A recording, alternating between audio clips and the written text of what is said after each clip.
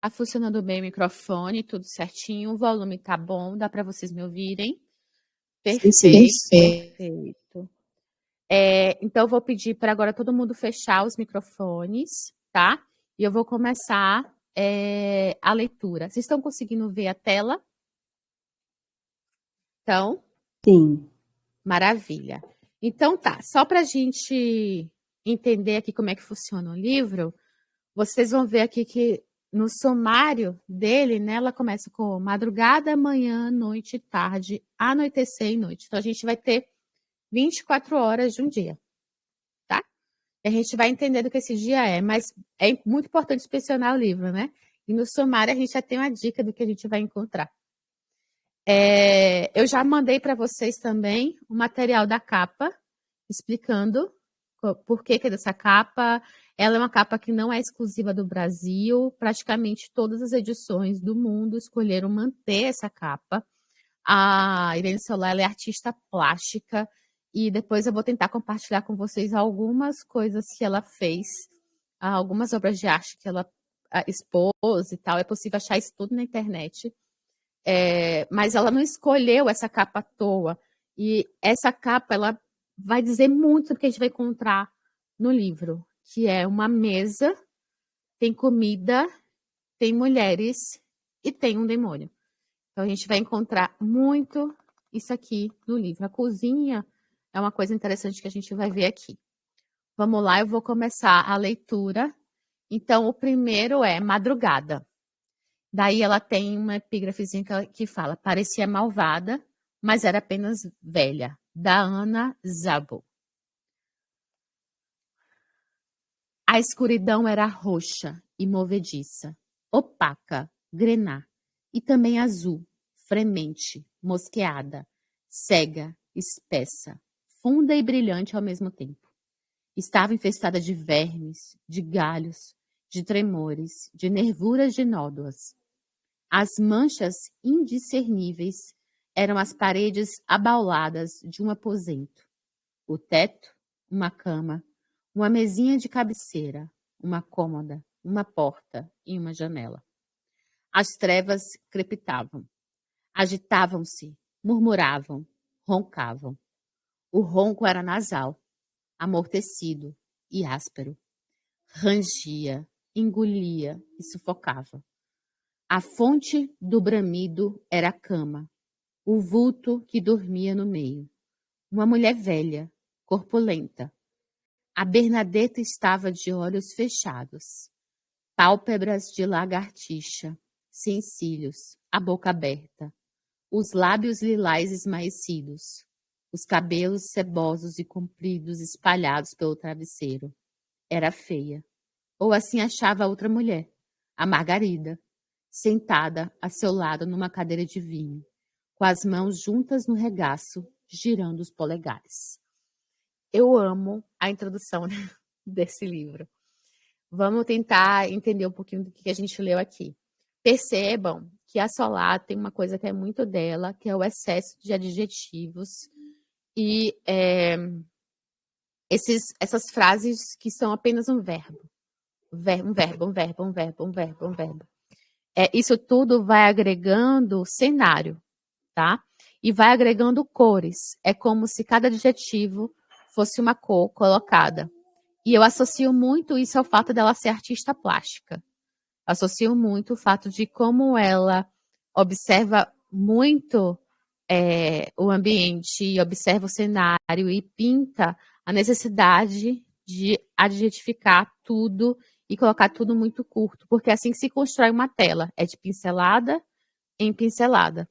Então, eu entendo muito essa forma dela escrever assim.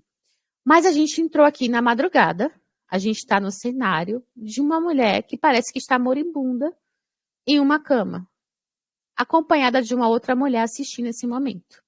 É meio essa sensação que dá aqui pra gente.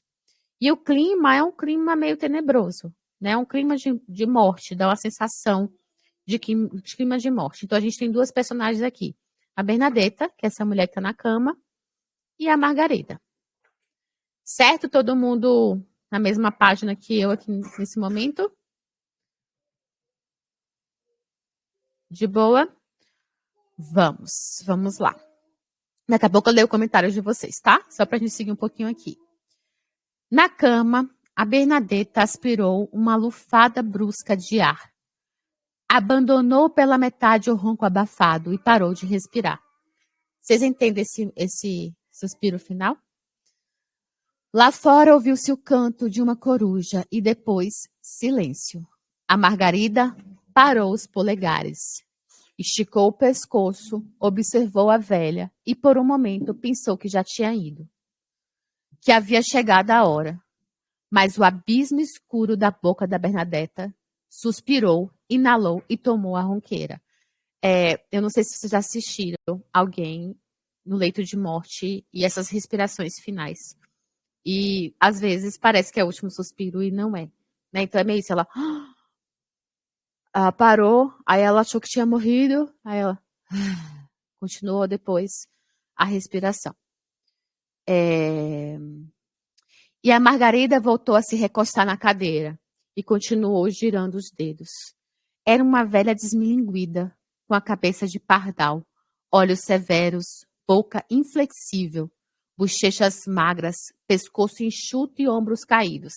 Olhe como ela caracteriza todo mundo, colocando adjetivo, adjetivo. Ela vai pincelando. São pinceladas e pinceladas. Vejam como ela faz sempre isso. E rezava. A noite inteira rezando. Coitada da Margarida. Porque o Senhor ordena que você reze e faça rezarem. Mas como a Margarida não podia fazer rezarem, porque a língua das suas parentas, as que tinham língua, era um troço incapaz de dizer algo de bom, então rezava ela. Na esperança de que, se rezasse muito, cedo ou tarde Deus iria ouvi-la e conseguiria distingui-la no meio de tantos pecados e tantas pecadoras. Iria acolhê-la em seus braços de pai e diria que não deveria tê-la desamparado nunca, filhinha, que a Margarida era boa e era santa e que estava perdoada. Perdoada das coisas que havia feito e das que haviam feito as outras. Primeiro rezava pelos ausentes, pelos que tinham partido e não tinham voltado, pelo seu homem, Francisco, pelos seus filhos, Bartomeu, Esteve e Raposa, e pelo seu pai, Bernardi. Mas não rezava pelo Marti, o suave, nem pelo Marti, o manco, porque não tinham nada a ver com ela. Depois, pelas mulheres da casa, pela sua mãe Joana, embora fosse ruim, e pela sua irmã Blanca, embora fosse uma desencaminhada. Pela sua sobrinha Ângela, mesmo sendo desperdício rezar pela Ângela. E também por sua sobrinha neta, a Doça, embora ela devesse apodrecer no inferno para que a ouvisse gritando sobre as pedras, por ser filha de quem era. E por Elizabeth rezava, embora nem fosse sua parenta, porque cada Pai Nosso que rezava por Elizabeth contava por 3. Pela Bernadetta também rezava. Vamos dar uma pausa aqui. Bem, ela coloca aqui uma sequência de personagens que a gente vai ficar perdido nesse início e tudo bem. A gente vai aos poucos pegando e captando. E quem quiser, coloca uma flag aqui para ir voltando e vendo depois as relações que a gente vai encontrar. Dá para depois, você bota uma flagzinha e vai voltando. Então esse aqui, tal. Para a gente ir voltando para entender quem são. Mas vejam como ela, a Margarida, ela se acha realmente a salvadora dessa família. Se rezar, se rezar bem, ela vai salvar todos aqueles encaminhados. E nenhum outro presta. Ela só fala mal dos outros personagens, né? Só fala mal dos outros habitantes da casa. Vou seguir mais um pouquinho para parar para a gente ler, tá? Só para a gente não quebrar aqui o fluxo. Mas vigiava sobretudo a velha, que dormia como uma fruta podre caída da árvore. Porque quando Bernadetta morresse, a Margarida queria estar ali e queria ver. Queria ver como a graça e a salvação divinas lhe eram negadas, por ela ter se imiscuído tantas vezes com o diabo. Então, ela não está ali para prestar solidariedade, ela está ali porque ela quer ver aquela mulher morrer sendo tragada pelo diabo, que assim ela acredita. Ela quer ver essa mulher perder a salvação na hora da morte. Então, ela não está ali para algo bom, né? A Margarida guardava a morte com expectativa. A própria. Imaginara sua passagem como um lampejo luminoso, um espasmo de glória, um gozo definitivo, um êxtase sufocante aos sons dos alaúdes e trombetas de um círculo de anjos. Aleluia! Louvado seja os desígnios do Altíssimo, louvado seja nosso Criador. Imaginara isso tantas vezes que era como se tivesse acontecido. As portas do céu como se abrissem à sua passagem. Os querubins cantando tinham nas bocas rosadas os lábios carnudos, as bochechas aveludadas, os olhos úmidos de júbilo. Iam descalços e vestiam coroas de ouro e túnicas de seda amarradas na altura do peito, como fios que também eram de ouro. No meio dos anjos estava Nosso Senhor que tinha um rosto que se confundia com o de Francesca, com uma covinha no meio do queixo e as mãos ásperas e cheias de anéis que seguravam o rosto dela para beijá-la, como seu homem a beijara no dia que se casaram. Bem-vinda à glória, dizia ele. E então, quando em meio à luz fulgurante criada pela alegria, Margarida voltava a distinguir a boca do Senhor diante dela. Os olhos do Senhor como duas colheres. Ele a olhava tão de perto, tão rente, que via todas as coisas que a pobre mulher ainda tivera de viver a mais, e chorava lágrimas que pareciam de leite. Mas que pena, meninas, que decepção! Porque quando Margarida morreu, com as mãos juntas, as unhas primeiro rosadas, depois brancas, a boca aberta e os olhos enevoados, que já vislumbravam alegrias eternas, toda ela preparada, arquejante, desejosa e entregue, não houve nem querubins, nem trombetas, nem lampejos luminosos, nem espasmos de glória, nem gozos definitivos, nem êxtases sufocantes. Apenas uma corriola de mulheres sujas e mal encaradas, grotescas e ordinárias. Isso mesmo. Tão triste quanto soa. Porque quando o coração pequeno, 3/4 da Margarida disse, chega, desfalecido feito um nó, acabou, fui, suas parentas a rodearam. E em vez do céu e dos anjos e das mãos de Deus enxugando-lhes as bochechas, sua mãe Joana, como uma égua desentada, sua irmã Blanca, que foi a única que lhe alegrou um pouco ver, e mesmo assim não muito, sua sobrinha Ângela, cuja expressão de javali a morte conservara, e a Elizabeth, que se a Margarida não tivesse com os sentidos tão fracos e aturdidos, lhe teria arrancado todos os cabelos da cabeça. Todas elas a rodearam. Mas estavam mortas. As 4. Santa Mãe de Deus, sim, porque algumas já haviam morrido há anos. Almas condenadas. A Margarida se revirava, incapaz de dizer nada de tão apavorada. Mas não importava. Ninguém teria ouvido, porque seus parentes gritavam, Margarida! Margarida! Margarida! Enquanto a levantavam pelas axilas e riam.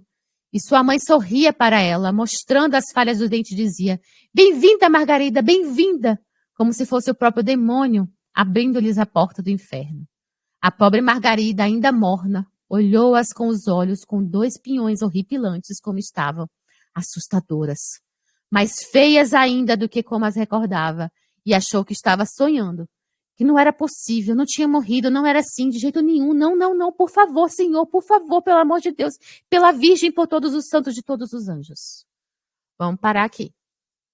Ai, gente, eu adoro esse início. Ai, meu Deus. Vamos dar uma parada aqui. O que está acontecendo? Vocês conseguem pegar aqui? Eu não quero dar muito spoiler da situação.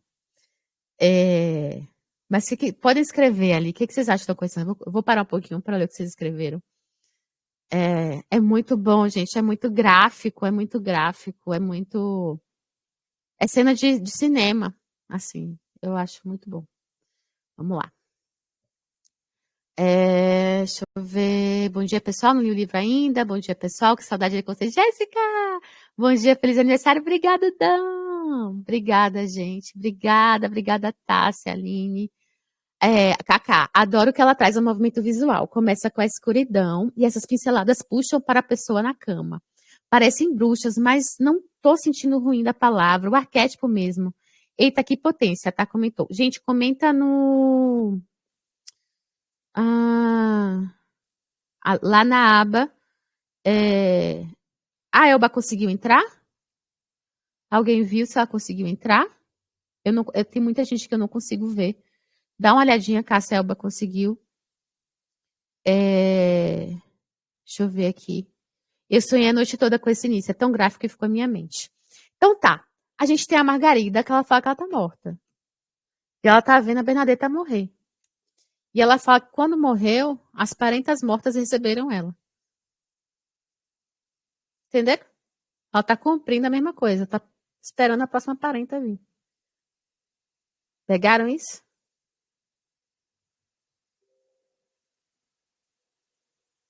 Pode abrir o microfone agora, tô dando uma pausazinha. Depois a gente volta pra leitura. Vocês pegaram isso? Eu gostei bastante nesse livro, é que ela já começa a narrativa mostrando realmente uma pessoa de idade. Porque quem convive com pessoas mais velhas sabe exatamente como é que funciona. As pessoas, elas voltam no passado o tempo todo, elas guardam muito mais facilmente mágoa, uma birrinha com as pessoas. Elas gostam das pessoas que vivem com elas, mas elas estão sempre ali de picuinha. Então, essa conversa ali que tem dela com ela mesma, isso me lembra, isso é muito crível, isso é muito real.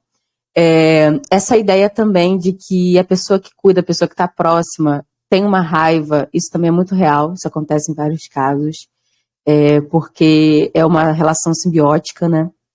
É complexo.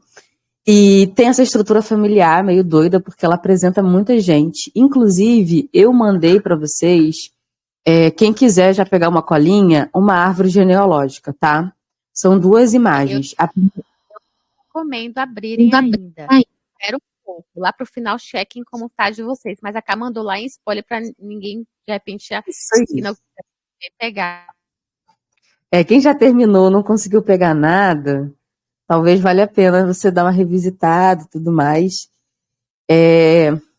A história, ela tem esse quê, assim, meio escabroso, né? É para assustar. Até porque a gente está falando de um livro gótico.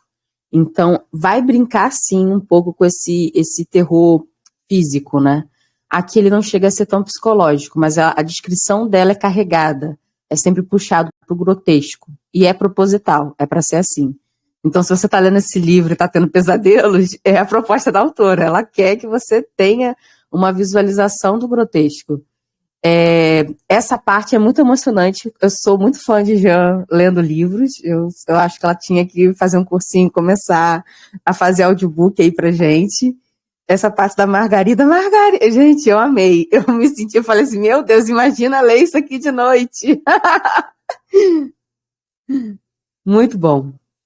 Eu até comentei isso no vídeo que eu fiz da resenha desse, mas façam isso no final, porque eu acho que esse livro ele merece ser lido, porque você entender essas pausas, você entender esse monte de adjetivo, você entender isso, às vezes na escuta você não pega isso, né? Na escuta você só vai. Mas eu fiz a experiência de o último capítulo desse livro ligar o audiobook em espanhol. É em catalão que ele é escrito e ele é traduzido para o espanhol, tá, gente? Catalão tem algumas diferenças para o espanhol, mas ela escreve em catalão. Tem algumas diferenças básicas, assim, mas que quem entende espanhol sabe ler catalão. E aí, mas eu que sei ler espanhol, não sei ler catalão. Eu passo perrengue mesmo, fico com muita dificuldade. Mas o audiobook que tem na Audible gratuito é em espanhol. E a narradora é um negócio fantástico. Eu comecei a ler, fiquei com medo. Eu falei assim, meu Deus do céu, que negócio! Ela é muito boa. Então, eu recomendo depois em espanhol. E a sonoridade do livro em espanhol também ele é muito bom. Ele dá essa intimicidade de você pensar que você está no interior da Espanha, num lugar muito místico, num lugar que tem muitas crenças. Mas a Lé comentou que ela tá achando estranho o cômico, porque nesse início a gente não entende, né? Se é para comicidade ou se é realmente pro horror. E eu acho que ele vai mais pro horror depois. Vocês vão ver, assim, como que vai sendo desenvolvido isso na gente. Mas é basicamente essa história, a Margarida, ela é muito amargurada. E ela fala que ela tem 3/4 do coração, então ela não tem um coração inteiro. Ela não consegue amar. Se a gente imaginar coração é fonte de amor, ela não ama assim. Ela seleciona muito bem que ela vai amar. Então ela não ama todo mundo, ela odeia muita gente. E ela tá mostrando aí, destilando o ódio dela, mas que é santificada, é um ódio santificado, é em nome de Deus. Eu odeio você em nome do Senhor. É assim que ela traz, né, essa carga. E é isso. Ela já morreu, né? Ela falou que eu tô morta, quando eu morri não foi como eu imaginei. E, e tava com um monte daquelas minhas familiares que também tinham morrido, me esperando, e ela tá fazendo esse papel agora pra Bernadetta. Ali aguardando, e feliz. Por quê? Porque quando morrer, a Bernadetta vai ver que ela não foi pro céu. Que ela tá ali junto com um monte de mulher que ela, pelo menos a Margarida, odeia. Então, que ela vai pro inferno pessoal dela. Então, ela tá esperando essa expectativa disso, né? Deixa eu ver como é que você comentou. Eu vou voltar um pouquinho mais pra leitura, tá? Vocês acham que se pegar na noite da Cá mandou sem spoiler atrapalha a leitura? Ainda não abri o livro. Eu acho que para abrir parte sem spoiler, espera um pouco. Esse livro tem madrugada, manhã, meio-dia, tarde, né? Lá para meio-dia você abre para ir recordando os personagens. Não abre agora de vez não. Eu fui montando a minha. Eu gosto sempre desse exercício da gente ficar só no texto no início. Não ir para fora, o texto tem que se bastar. O texto tem que se bastar em si. Se ele não se basta, é um livro que não foi bem feito. Porque não dá as respostas dentro do texto. Se tiver que ir para fora, ele tem que colocar anexo, tem que colocar nota. Né? Se você tem que ir para fora no texto, não se basta. É isso. Vou voltar, ler mais um pouquinho para a gente abrir o sprint. Tá bom? Combinado? A gente parou aqui, né? Se fosse pela Margarida, né? Foi isso? Sim. Pronto, deixa eu voltar aqui. Desculpa. Se fosse pela Margarida, quando a Bernadetta morresse, porque não devia faltar muito, não fariam festa nenhuma. Tudo o que suas parentas preguiçosas pensavam e diziam ultimamente, que os talheres isso, que o cabrito aquilo, que as taças de pé azul, os bolinhos ou a socenga. Socenga é uma fritura típica da Catalunha, parte do receituário medieval que se acredita ter cerca de 8 séculos de antiguidade. Isso foi nota da tradutora. Tudo tinha a ver com a festa, e só com a maldita festa. A Joana, sentada na cozinha, enfiada no seu canto, ficava só mandando. Traga aqui, leve ali, faça isso, faça aquilo. E as mulheres perambulavam pela casa, enconchavam. Se fosse pela Margarida, quando a velha morresse, organizariam uma recepção sóbria, austera, respeitosa e serena. Não como a sua. E como chorava a pobre Margarida quando, em vez de subir ao céu e ser recebida pelo pastor de almas, foi arrastada escada abaixo, embora por ela podiam até tê-la feito rolar lá de cima, por aquelas mulheres da casa insistentes que viviam cutucando feridas.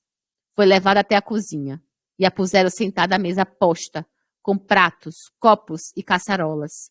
E abriu a boca e bebiam e comiam e falavam aos berros e batiam palmas e brindavam e celebravam e ficavam em pé, esticavam o pescoço e erguiam os braços.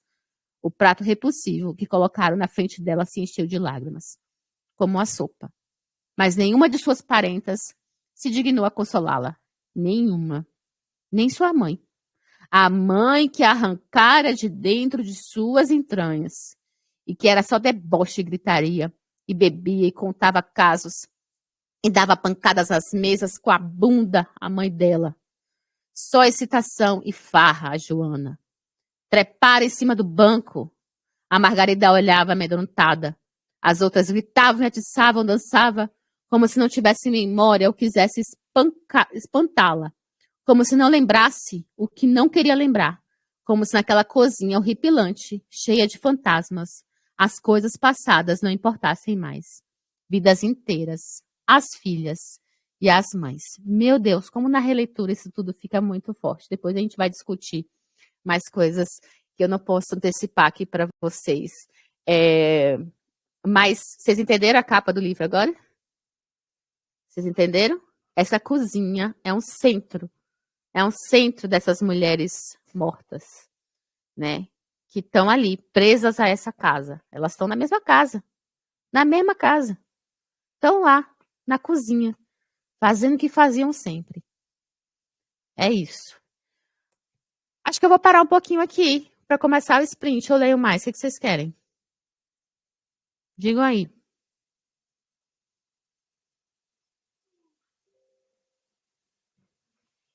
Deixa eu ler aqui. Entrou atrasada, fez mensagem. Obrigada. Interessantíssimo como ela constrói a narrativa, não? Sempre adicionando elemento aos poucos. Ó. Eu falo, quando eu vou descrever em solar, para mim é pincelada por pincelada. Às vezes é pinceladas rápidas, né? Na mesma frase, e depois são de histórias, camadas que ela vai agregando. Não sei se vocês já pintaram a tinta a óleo, que é diferente do guache, por exemplo, é de camada. Você tem que fazer camada. Enfim. Ai, eu adoro. Eu vou abrir o sprint, tá? Deixa eu abrir aqui o sprint pra gente. Mas deu para entrar no clima, vocês pegaram, estão entendendo o que ela vai construir aqui. Daqui a pouco vai vir aí, talvez vocês peguem ainda nesse sprint o bendito Pacto Fausto que foi feito, vai vir já já. Ai, gente, eu adoro esse livrinho, eu acho ele muito inventivo, achei ele muito interessante. E é importante enfatizar que algumas coisas não farão sentido para a gente vai ficar assim, o quê? Do que ela está falando? E existe um fundo aqui, deixa eu lembrar se tem spoiler. Não leio agora não, porque pode ter um pouquinho de spoiler. Mas é tudo referência de coisas da Catalunha. De folclore de lá, de imaginário de lá, de artistas de lá. Então, tem uma nota da autora no final em que ela coloca todas as referências do que ela usa aqui. Porque algumas coisas você fala assim, meu, que viagem. E não é simplesmente que ela inventou, ela pegou uma história folclórica, ela pegou uma ideia folclórica. E um outro ponto que eu esqueci de falar, e eu preciso marcar isso para vocês. Eu odeio, e a gente acaba conduzir muito a leitura de vocês. Quando a gente faz essa leitura ao vivo, acaba conduzindo, não tem jeito. Mas isso eu preciso pontuar. Essas mulheres, muitas vezes, são caracterizadas como animais. Os homens também. Os personagens, em geral, eles têm características animais. Volta lá, lê, marca Joana Égua. Vocês vão ver como ela vai ser descrita depois e o comportamento dela. Tudo é escrito sobre relinchar, sobre dar coice e tal, porque ela tem cara de égua. Então, essa mistura homem-gente, essa coisa que acaba confundindo os nossos comportamentos humanos com o nosso comportamento selvagem e bestiais, vai ser muito importante aqui, porque a gente vai estar na bestialidade humana nesse livro. As pessoas serão apresentadas de forma não racionais, em seu selvagem, em seu instinto, em seu bestial. Então, ela vai caracterizar essas pessoas como animais. Tem situações que vão ser descritas aqui que você fala assim, mas são os animais, né? Não. Gente fazendo as coisas. Aí você fala assim, mas é gente. Não, são os animais fazendo as coisas. Ela vai brincar com isso. Então, também tentem marcar, pegar isso. É importante a gente explorando o texto e também entendendo o que o autor quis fazer. Não só entender o enredo, mas olha a artimanha que o autor usou para te jogar esse enredo, para te trazer essa sensação. É uma forma da gente explorar e entender um pouco a leitura. Deixa eu ver só os comentários finais.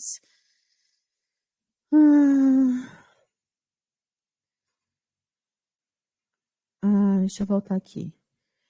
Está me lembrando o Inferno de Sartre, Entre Quatro Paredes. O inferno são os outros. Eu não li ainda, Jess, mas depois explica mais pra gente essa referência. Foi demais, amiga. Você lê bem demais. Obrigada. Comprei o suporte igual ao seu. Cacá botou um suporte aqui. É,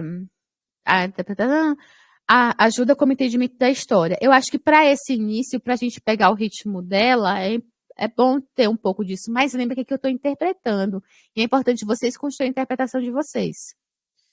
Tem animalidade, a Aline traz isso, gosto muito. Traz mais bizarrice ao texto. Muito, muito. Eu vou dar um tempo para ler amanhã. Já dei uma olhada e gostei. É bizarro, mas de jeito fácil de ler. Diferente de Graça Infinita, é isso mesmo. Oi, Ti, obrigada. É isso. Perfeito. O Dan tá escrevendo alguma coisa aqui. E, gente, a Irene é novinha. A Cá mandou já a foto dela aí para vocês. Ela é novinha. Então, eu fico muito empolgada com o que ela pode trazer. O outro livro dela, Canto Montanha Dança, são 18 narradores. E ela coloca os mais diversos narradores para contar uma história ali de luto. E esse outro livro, eu estou comparando com um outro livro agora, nacional, em que a autora tentou fazer isso. Só que ela fala assim, eu, árvore com meus galhos, não precisava, entendeu? É importante deixar, acreditar na inteligência do leitor. Então, a Solar, ela no outro livro, ela não coloca assim, nós, cogumelos. Não. Você entende que são cogumelos. Você entende que são, sabe? Ela não escancara, ela acredita na potência do leitor. Eu acho isso muito mais interessante. Deixa eu ver aqui. E essa autora aqui, ela acredita, viu? Nesse livrinho também. Ela vai acreditar em você. Ela vai fazer um vai e volta, ela vai contar anos de história aqui em um dia. Ela vai acreditar que você vai conseguir. Poesia sobrenatural e descrições grotescas. Nossa, Dan, você resumiu perfeito. É isso aí. Essa mulher tem problemas. Me lembrou de arte gráfica. Tem problema? Você precisa ver a arte dela. Ela gosta de trazer o incômodo. Eu falo que é leitura de desconforto. A gente não procura leitura de conforto? O outro livro dela, Cantei a Montanha Dança, é de conforto. Esse aqui é a leitura de desconforto. É isso, gente. Vou abrir aqui o sprint pra gente. Deixa eu... Ó, pai. Peraí.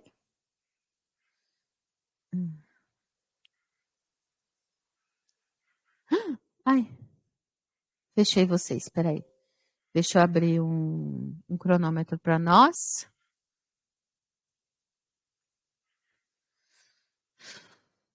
Eu fechei tudo. Peraí, desculpa, gente. Muito idosa para lidar com a internet. Cronômetro online.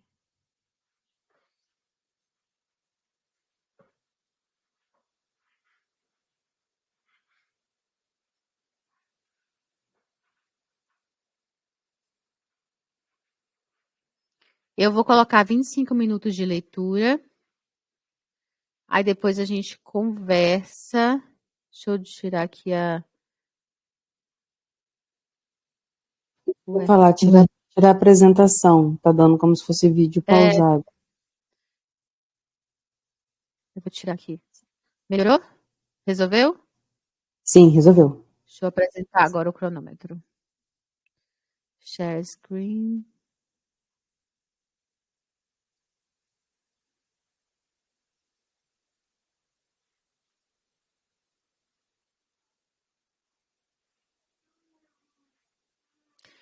É isso. Vou fechar. Todo mundo fecha os microfones. Leiam. Não tem correria, tá? Não tem tem que chegar até a página. Não, não tem. A gente só vai. Cada um vai ler sozinho agora e vai ver o que sente. E depois a gente conversa, tá?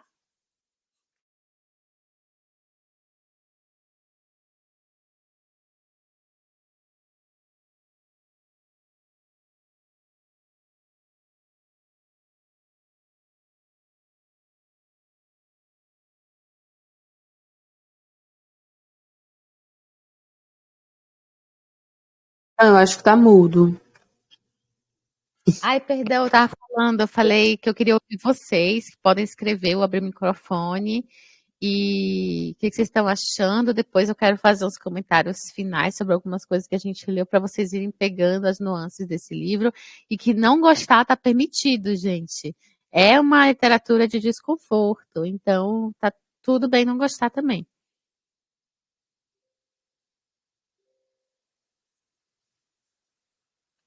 Um comentário. Eu senti, tem algumas descrições aqui, quando a personagem ela sempre fala muito sobre inferno, né? Essa ideia de inferno, inferno, inferno. As descrições que ela faz, às vezes, me lembram bastante a Divina Comédia. Desse lugar tenebroso, dessas coisas grotescas, dessas punições. Eu já estou avançada, né? Eu já estou no capítulo 3. Aí eu acabei de passar, eu até mandei uma foto pro pessoal, acabei de passar pelo nome do livro no meio do texto. Eu adoro quando o autor faz isso. E tem uma cena que ela vai narrar aqui que é horrível. É horrível. Uma só, ela tem várias. Não, mas essa mexe comigo, né? Tem criança, tem parto envolvido, é horrível. Horrível. Eu sempre peço para vocês esperarem um pouco para a gente ler junto, porque eu gosto de dar essas dicas de leitura para vocês irem pegando algumas coisas. Eu sei que muita gente já terminou, mas eu queria muito que vocês vissem a reunião de hoje e voltassem para dar uma olhadinha em alguns detalhes desse livro. Eu vou pontuar uns detalhes aqui para vocês, de algumas partes que a gente passou. Apareceu um personagem, né, aqui, agora, que é o Bernardi. Então, um dos personagens que a gente viu lá, a descrição do início, ele aparece aqui, que ele pertence à casa Mascavel, né? E olhem como ele é descrito, né? Mal puseram os olhos nele, observava mãos roxas, cheias de calos, dedos como linguiça, o cangote peludo, as costas desmesuradas, o nariz como nabo, a testa toda franzina, a barba espessa, que trepava pelas bochechas, feito um arbusto até as sobrancelhas. Ele é descrito como um lobo, tá? Ele é um lobo. E tem o porquê dele ser um lobo, né? Porque ele passou por essa situação de que os irmãos foram devorados e ele perdeu só o mindinho. E essa história dessa família que foi devorada por lobos é uma história real que ela usou de lá, ela explica aqui no final, e colocou aqui. E aí ele perdeu o dedo mindinho. E fala, né, vejo como sempre descreve as pessoas como animais. A mãe do Bernardinho adoeceu depois que os lobos devoraram 4 de seus filhos como se fossem frangos. E em seguida a barriga como um pássaro caído no ninho. Então sempre tem essa mistura de gente com bicho. E aí, percebam, mais uma vez, eu estou querendo dar essas chaves para vocês irem pegando a riqueza que a autora usa aqui no livro. A família, né, o Bernardinho e o pai começaram a atacar de forma animalesca e bestiais os lobos. Quem é o bicho aqui agora? Quem é o bicho? Porque os lobos, eles agem sobrevivência irracional, os homens não, e eles começam a matar os lobos por pura crueldade, raiva e vingança. Quem é bicho agora? Então veja que ela mistura esse homem animal, não só em termos de físico, mas o comportamento. E isso vai aumentando mais ainda durante a leitura, vocês vão ver. O pai pegou raiva, né? E ele dá fim ao pai e vai procurar uma mulher. E alguém fala para ela, né? Se um não te ouve, por que não pede ao outro? E assim ela vai. E esse ritual que ela faz aqui, e a descrição desse demônio, também é do folclore. Ela coloca as referências da onde ela trouxe essas histórias. Então, olha a riqueza. Ela juntou várias histórias populares.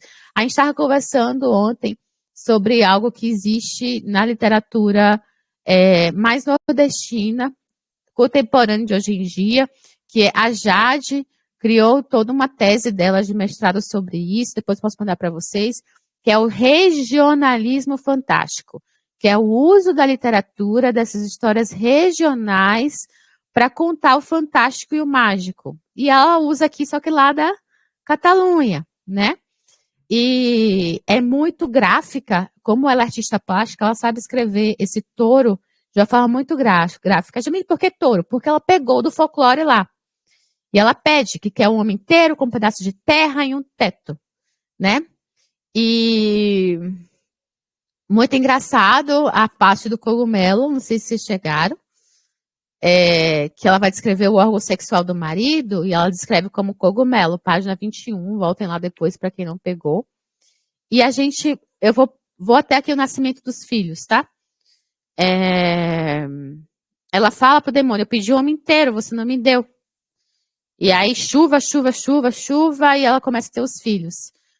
Percebam, Joana não pensou mais no demônio, convencida de tê-lo gabelado, até que nasceu a herdeira Margarida, que foi uma criança magricela, de olhar sério. Margarida é nossa personagem inicial lá, né? E reprovador, peito azul, assustado e frenético. Ela nasceu com coração fibroso, com 3 câmeras, né? Então ela tem essa frieza. E ela é azul. Por quê? Porque o sangue oxigenado e o sangue com gás carbônico é misturado e ela é azul. Isso é medicina, tá? Se ele se mistura, existe tecnologia, a gente falou que faz isso, a pessoa é meio azul. Qual é o animal que tem 3 câmaras? Vocês sabem? De coração? Vocês sabem? Cobra. Ela é cobra, tá? A Margarida é cobra. Então vocês vão ver o comportamento dela de cobra. E aí nasce a Blanca, que a boca era como um ninho vazio. Não fala. Falta uma coisa. A gente vai ver depois. E a Esperança não foi a última que morreu. Nasce sem fígado. Amarela, porque acontece isso mesmo, nasce sem fígado. Existe isso. E o outro filho nasce sem 1 ânus. Existe isso também. A criança que nasce sem 1 ânus, tá? É um dos primeiros exames físicos que a gente faz quando o neném nasce, é olhar o ânus, se tá lá, se tá aberto. Porque existe isso também, tá? E tudo tem seu preço, que o preço é alto demais, sempre. E aí ela toma uma garrafada lá para não ter mais filho e corta aí essa possibilidade de ter mais filhos incompletos. E assim sobra a Blanca e a Margarida. Vão construindo agora a árvore, entendeu? Vão construindo a árvore de vocês. Tá aqui, tá tudo no texto. Vão construindo. Depois, no final, se tiver dúvida, consulta sem spoilers. Tá? Quero ouvir de vocês. E aí, me contem. Eu adoro esse livro, gente. Eu adoro. Olá, bom dia. Marcelo, bom dia. Tudo bem? O que me impressionou mais nesse primeiro trecho que a gente leu até agora, e outras partes do livro também, é como ela usa detalhes da natureza, comparações com a natureza para construir os personagens, situações.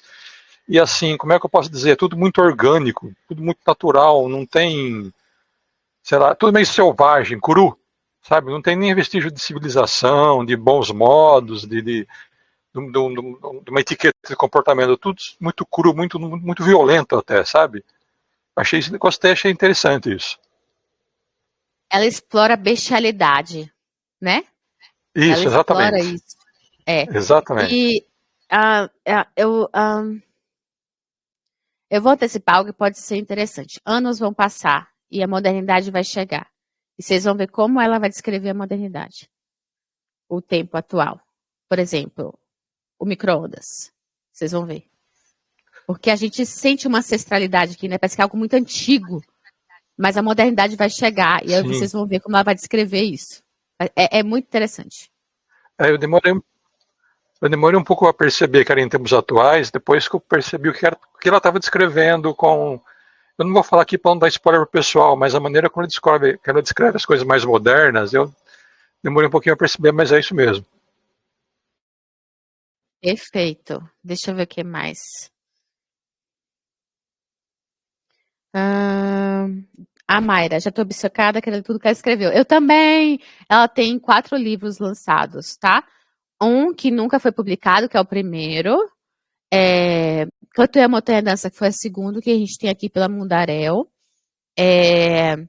Esse, Te Dei Olhos, Olhaste as Trevas. E se eu não me engano, o 4 tá saindo. Ela tem Instagram, tá? Stalkeei ela, mandei mensagem, eu mando mensagem, ela não responde, mas eu mando, eu costumo mandando, uma hora ela responde. Uma hora ela responde. Ela tem Instagram, stalkeei ela. Vou mandar o Instagram dela aqui pra vocês verem. Deixa eu ver o que mais. Onde ela vai. É isso. Ai, ai. Então. É isso aí. É muito bom. Esse livro, ela tem uma criatividade muito boa. Eu gosto muito, muito de explorar o que o autor faz, né? Qual foi a ideia do autor. Eu gosto muito de ver pelo lado do autor o que ele está fazendo. Por isso que é difícil, às vezes, avaliar um livro ruim, porque eu sempre vou tentar entender o autor, sabe?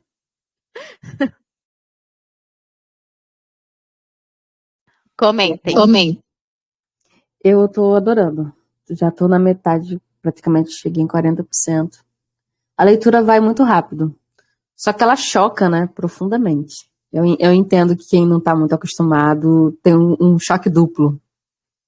Mas o que ela faz aqui é interessante. E essa ideia de muitos adjetivos, de animalidade, é um movimento que a gente vai observar muito na literatura contemporânea. As mulheres, principalmente, eu e a gente já conversou muito sobre isso. Esses países de língua latina, a gente está observando um fenômeno literário de resgate. Resgate de ancestralidade, resgate de língua, resgate de costumes. Então, muitas mulheres que escrevem gótico, eu acho que todo mundo já ouviu falar do gótico latino-americano, né, que ficou muito famoso. Muitas mulheres estão entrando nesse gênero e fazendo muita coisa legal. Até porque esses livros eles costumam trabalhar a história do país junto. Então a gente vai ver aqui perseguições políticas acontecendo como plano de fundo. Tem a questão também das mulheres, porque a gente teve muitas narrativas ao longo dos anos que não tinham protagonismo feminino.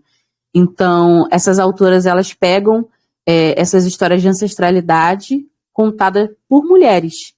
Então é um resgate da história pelo olhar feminino.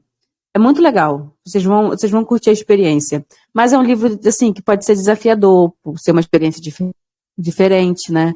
Por ser até uma questão da experimentação, ela vai trazer muita coisa diferente, assim, de narradores, de estrutura, de contexto. É uma autora que ela foge um pouco da caixinha, ela não é nem da Europa, nem aqui da América do Norte, vamos colocar assim. América do Sul a gente já pega um pouco mais disso, dessa mistura, dessa brincadeira com o horror psicológico, com o horror físico.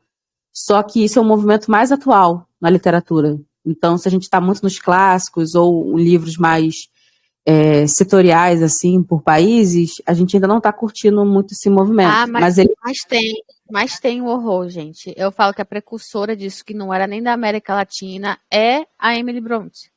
A Emily Brontë traz isso de uma outra forma, mas ela traz o horror, ela traz o gótico, ela traz o animalesco, ela traz tudo isso.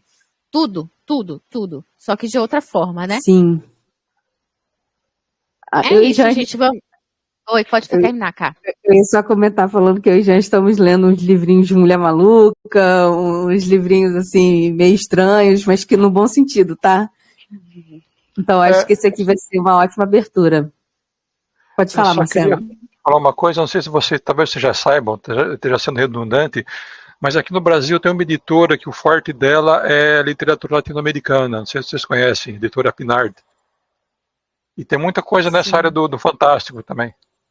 Perfeito, Marcelo. Eu tenho muita vontade de ler mais da América Latina. Estou tentando expandir bastante mais as leituras e a Pinar, com certeza, é uma editora que a gente tem que olhar com bastante carinho. Mas, assim, outras editoras também estão trazendo, tá?